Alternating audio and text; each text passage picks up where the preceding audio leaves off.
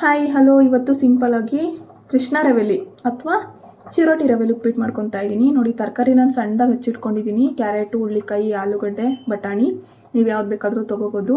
ರವೆನೂ ಹುರ್ಕೊತಾ ಇದ್ದೀನಿ. ರವೆ ನಾನು ಸ್ವಲ್ಪ ಘಮ ಬರೋವರೆಗೂ ಅಷ್ಟೇ ಹುರ್ಕೊಳ್ಳೋದು, ತೀರಾ ಕಂದು ಬಣ್ಣ ಬರೋವರೆಗೂ ನಾನು ಹುರ್ಕೊಳ್ಳಲ್ಲ. ನೆಕ್ಸ್ಟ್ ಒಂದು ಪ್ಯಾನ್ಗೆ ಎಣ್ಣೆ ಬಿಟ್ಬಿಟ್ಟು ಸಾಸಿವೆ ಹಾಕ್ಕೊತಾ ಇದ್ದೀನಿ. ನೆಕ್ಸ್ಟು ಕಡಲೆಬೇಳೆ ಯೂಸ್ ಮಾಡಿಲ್ಲ, ನಾನು ಉದ್ದಿನಬೇಳೆನೂ ಯೂಸ್ ಮಾಡಿಲ್ಲ, ಬರೀ ಕಡಲೆ ಬೀಜ ಮಾತ್ರ ಹಾಕ್ಕೊತಾ ಇದ್ದೀನಿ. ನೆಕ್ಸ್ಟು ಹಸಿಮೆಣ್ಸಿನ್ಕಾಯಿ ಮತ್ತು ಕರಿಬೇವು ಹಾಕ್ಕೊಂಡು ಸ್ವಲ್ಪ ಹೊತ್ತು ಬಾಡಿಸ್ಕೊಂಡು ನೆಕ್ಸ್ಟ್ ಈರುಳ್ಳಿ ಹಾಕ್ಕೊತಾ ಇದ್ದೀನಿ. ನಾನು ಮಾಡೋ ಉಪ್ಪಿಟ್ಟು ಒಂದು 3 ಜನಕ್ಕೆ ಆಗುತ್ತೆ. ನೀವು ಬೇಕಾದರೆ ಕ್ವಾಂಟಿಟಿನ ಕಡಿಮೆ ಯೂಸ್ ಮಾಡ್ಕೋಬೋದು. ತರಕಾರಿ ಕೂಡ ನಾನು ಜಾಸ್ತಿ ಹಾಕ್ಕೊತಾ ಇದ್ದೀನಿ.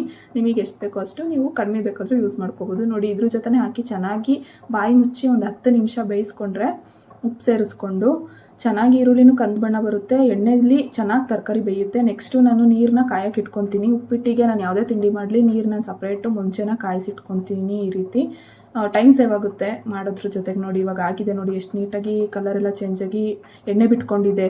ಇವಾಗ ಟೊಮೊಟೊ ಹಾಕ್ತಾಯಿದ್ದೀನಿ 2. ಇದನ್ನು ಕೂಡ ಅಷ್ಟೇ ಒಂದು 2 ನಿಮಿಷ ಬಾಯಿ ಮುಚ್ಚಿ ಬೇಯಿಸಿದ್ರೆ ಚೆನ್ನಾಗಿ ಸಾಫ್ಟಾಗಿ ಬೆಂದ್ಕೊಳ್ಳುತ್ತೆ. ಇವಾಗ ನಾವು ಹುರಿದಿಟ್ಟಿರೋ ರವೆನ ಹಾಕ್ಕೊಂಡು ಸ್ವಲ್ಪ ಚೆನ್ನಾಗಿ ಮಿಕ್ಸ್ ಮಾಡ್ಕೋಬೇಕು.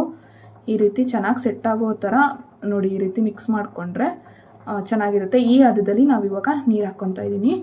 ಇದನ್ನು ಹೀಗೆ ಮಿಕ್ಸ್ ಮಾಡಿಕೊಂಡು, ನಿಮಗೆ ತೆಳ್ಳಗೆ ಬೇಕಾದರೆ ತೆಳ್ಳಗೆ ಮಾಡ್ಕೊಳ್ಳಿ, ಗಟ್ಟಿಗೆ ಬೇಕಂದರೆ ಗಟ್ಟಿಗೆ ಮಾಡ್ಕೊಳ್ಳಿ. ಟೇಸ್ಟ್ ಮಾಡಿ ನೋಡಿ.